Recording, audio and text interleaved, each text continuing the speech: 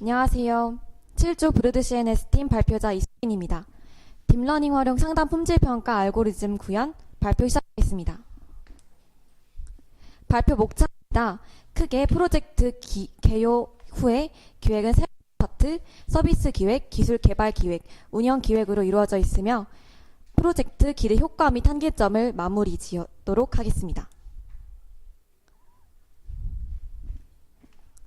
저희 기업 소개입니다. 저희 수요 기업인 주브로드 CNS 같은 경우 지금 보시는 바와 같이 4가지의 사업 영역을 가지고 있는데요. 이번 프로젝트의 경우 이 콜센터 클라우드 서비스 사업 영역에 집중하여 이번 프로젝트를 진행하게 되었습니다. 프로젝트 개요입니다. 이번 프로젝트의 전반적인 개요인데요. 저희 프로젝트는 병원 상담 음성 텍스트 변환 데이터를 활용한 딥러닝 상담 품질 평가 알고리즘 구축입니다. 이번 프로젝트 수행 범위는 크게 기획 측면에서는 상담원의 CRM 화면, 관리자의 관리 화면을 재구성하였고요.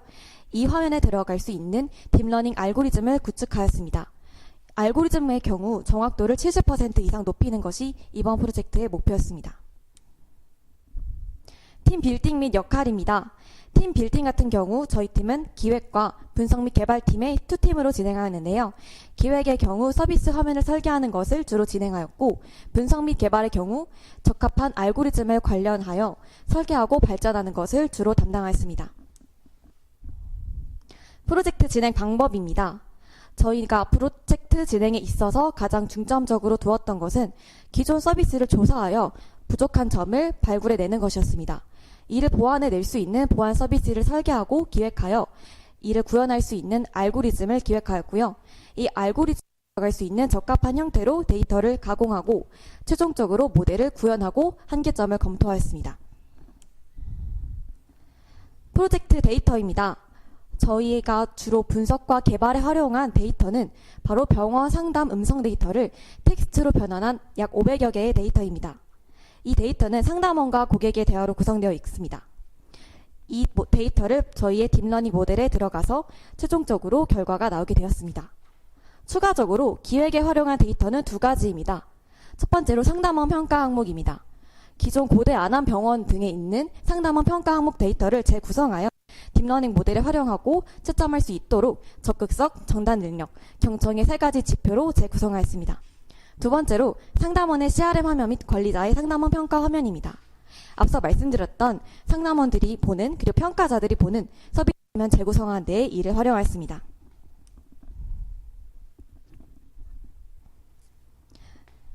본격적으로 서비스 기획으로 시작하도록 하겠습니다.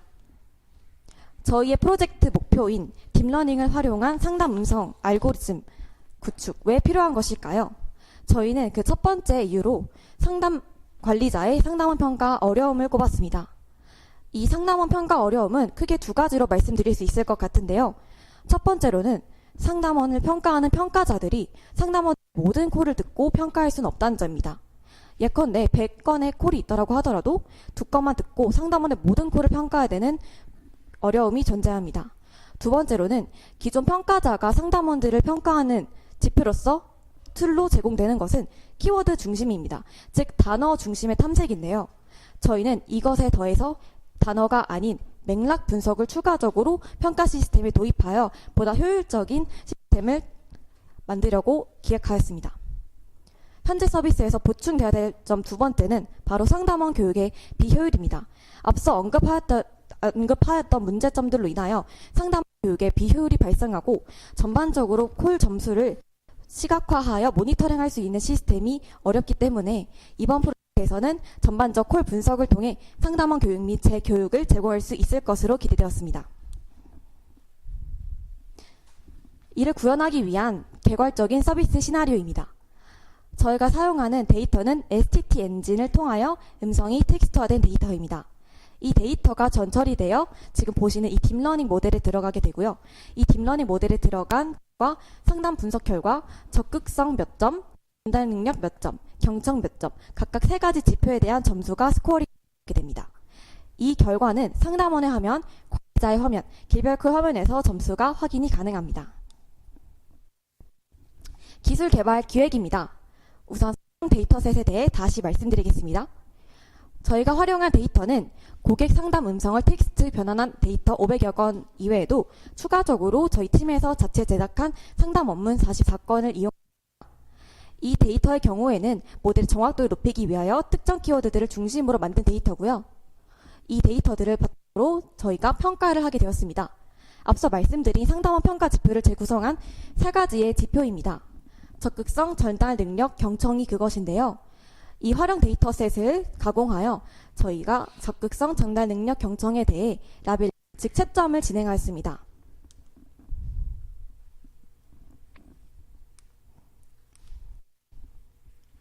네, 저희 팀의 데이터 입력 예시입니다. 저희 팀의 경우 분석 단위를 한 문장이 아닌 4개의 문장으로 가져가게 되었는데요. 이를 통하여 데이터가 500여 개에서 만여 개로 증가시켜서 모델의 정확도 향상에 기여할 수 있었습니다.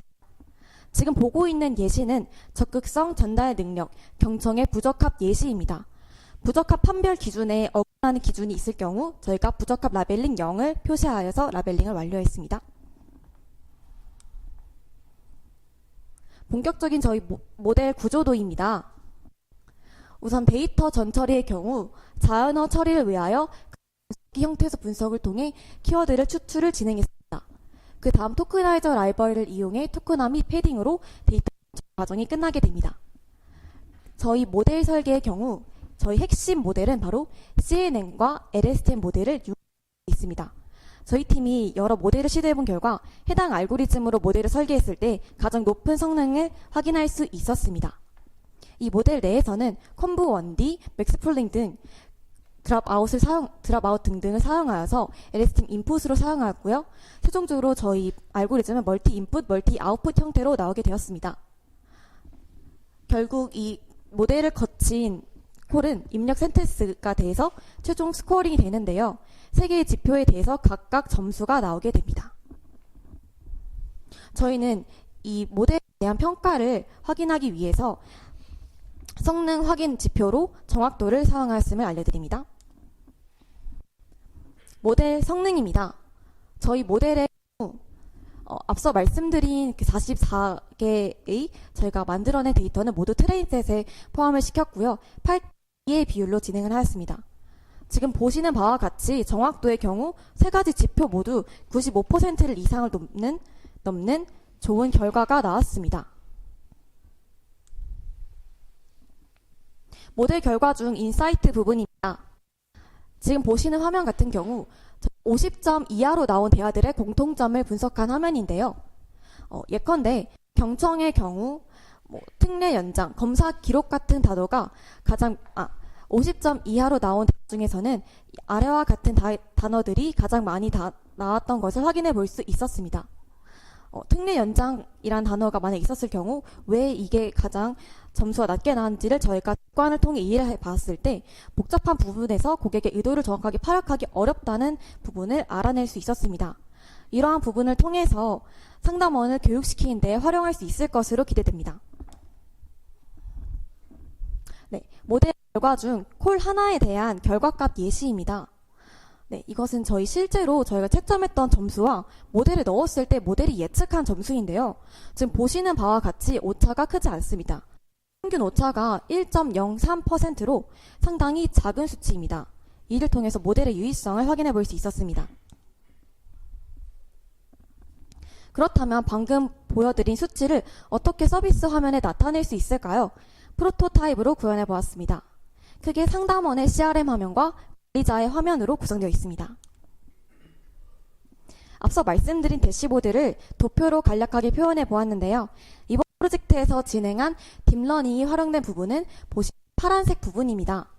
상담원의 화면에서는 메인의 콜 분석 화면, 관리자의 화면에서는 메인의 콜 분석 화면, 관리자의 리포트 보기의 기간별 리포트, 관리자의 개별 콜 분석의 콜 분석 부분에 이번에 만든 알고리즘이 사용되었습니다.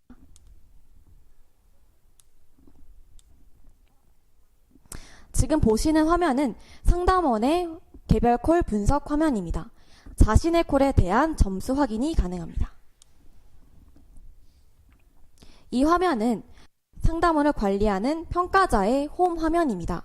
좌측 상단의 기다란 막대 그래프는 현재 콜센터의 상담 품질입니다. 상담 콜 중에서 특별히 문제 있는, 즉 점수가 낮은 콜이 발생했을 경우 바로 체크 버튼 누르면 상담 콜 분석 화면으로 이어져서 관리할 수 있습니다. 이는 상담원별 리포트 화면인데요. 관리자가 상담원을 평가할 때, 즉 1대1로 관리할 때 쓸 수 있도록 화면을 설계하였습니다. 기대효과 및 한계점입니다. 기존 서비스가 텍스트 기반의 특정 키워드를 분석하는 키워드 중심이었다면 저희는 이번 프로젝트를 통해 대화의 문맥을 파악할 수 있는 새로운 서비스를 제안합니다. 이를 통해서 상담콜 통합 솔루션을 만들어낼 수 있습니다. 상담원의 이직률 감소, 효율적인 관리 및 권력 감축을 통하여 궁극적으로는 고객들의 만족도를 향상시킬 수 있습니다. 한계점 및 발전 방안입니다. 크게 세 가지로 정리가 될 수 있었는데요. 먼저 데이터입니다. 데이터의 경우 데이터 자체의 양이 적어서 모델 학습이 충분히 이루어지지 못한 점 있었습니다. 또한 평가 지표의 주관성이 존재했습니다. 저희는 이를 밝혀 개인정보 문제를 해결할 수 있는 데이터 수집 방법을 개발하고 텍스트 데이터를 보완하기 위해 음성 데이터를 추가적으로 확보하여 데이터의 양 자체를 늘릴 수 있을 것이라 기대되었습니다. 또한 평가 지표를 개선해서 보다 객관적인 지표를 만들어서 데이터에 대한 문제점을 발전시킬 수 있습니다. 두 번째로 모델링입니다. 프로젝트 시간상 한계로 더 다양한 모델을 시도하는 것이 어려웠습니다. 또한 고객과 상담원의 대화가 분리되지 않고 분석이 진행되었습니다. 따라서 이를 위한 발전 방안으로서 다양한 모델링 방법을 시도하여 모델 성능을 높이는 것을 기대할 수 있습니다. 세 번째, 결과값 활용 범위입니다. 앞서 보여드렸던 서비스 화면의 경우 콜 점수를 시각적으로 나타내는 것 이외에 다른 활용은 부재했습니다. 저는 이에서 더 나아가서 앞서 보여드렸던 콜 점수와 상담원의 감정 간의 연관관계를 파악하는 지표를 만든다면 기존 모델 활용해서 감정 분석까지 더 나아가 컨텐츠를 활용할 수 있지 않을까라는 기대를 넣었습니다. 또한 모델링 결과 도출된 문제 키워드들을 모델에 투입하여 모델 성능 자체를 높이거나 혹은 이 문제 키워드들을 하여 상담원들에게 교육시키고 평가하는 기준으로 사용할 수 있을 것으로 발전시켜 보았습니다. 이번 프로젝트의 경우 저희 팀에게는 느끼는 바가 많은 프로젝트였습니다. 팀원들 간의 커뮤니케이션과 데이터 자체에 대한 이해를 중요성을 깨달을 수 있는 좋은 프로젝트였습니다. 좋은 기회를 주신 브로드 CNS와 DMC코넷에 감사를 표합니다. 이상으로 발표 마치도록 하겠습니다. 감사합니다.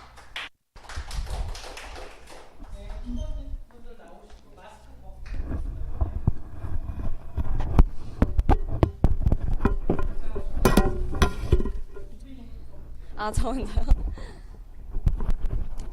네. 저희 팀이 한 달 동안 수고해서 만든 결과물을 최종적으로 많은 분들한테 보여주게 되어서 굉장히 뜻깊고요. 모델 결과나 활용 범위 등 아쉬운 부분들이 당연히 존재를 하지만 저는 이번 프로젝트를 이끌고 나아감으로써 인해서 커뮤니케이션하고 뭔가 기술적으로도 알아가는 바가 많아서 개인적으로 정말 느끼는 바가 많았습니다. 팀원들에게 가장 고마운 부분이 많은 것 같습니다. 네, 감사합니다. 네, 저도 이 프로젝트 진행하면서 정말 배운 게 참 많았는데요. 먼저 일단 서비스 기획을 정말 해보고 싶었는데 실제로 서비스에서 어떤 게 실제로 유의미하고 어떤 게 무의미한지를 직접 배우면서 여러 가지 시행착오를 거치면서 알 수 있었던 게 가장 좋았고, 그리고 두 번째로는 이제 너무 팀원들 분들 너무 다 한 분 한 분 너무 열심히 해주셔서 너무 커뮤니케이션도 굉장히 수월했고 그래서 굉장히 감사하게 생각하고 있고요. 그리고 대표님도 굉장히 많이 도와주셨거든요. 그래서 굉장히 좋은 프로젝트가 되었던 것 같습니다. 네. 네, 분석 파트를 맡은 송진섭입니다. 저는 우선 팀원들 한 분 한 분한테 배울 점이 많았다고 생각이 들었고, 데이터 분석 파트에서는 데이터에 대한 수집한 데이터에 대한 양과 질에 대해서 적절히 이해하고 그에 대한 모델링 목적을 파악하는 것이 가장 중요하다는 것을 배웠습니다. 감사합니다. 네, 안녕하세요. 개발 파트를 맡은 이민준입니다. 네, 교육 과정에서 배우지 않은 자연어 처리를 하면서 부족한 점을 약간 채울 수 있다는 즐거운 시간이었던 것 같습니다. 그리고 뛰어난 동료들과 함께 같은 팀을 해서 정말 좋은 시간이었다고 생각합니다.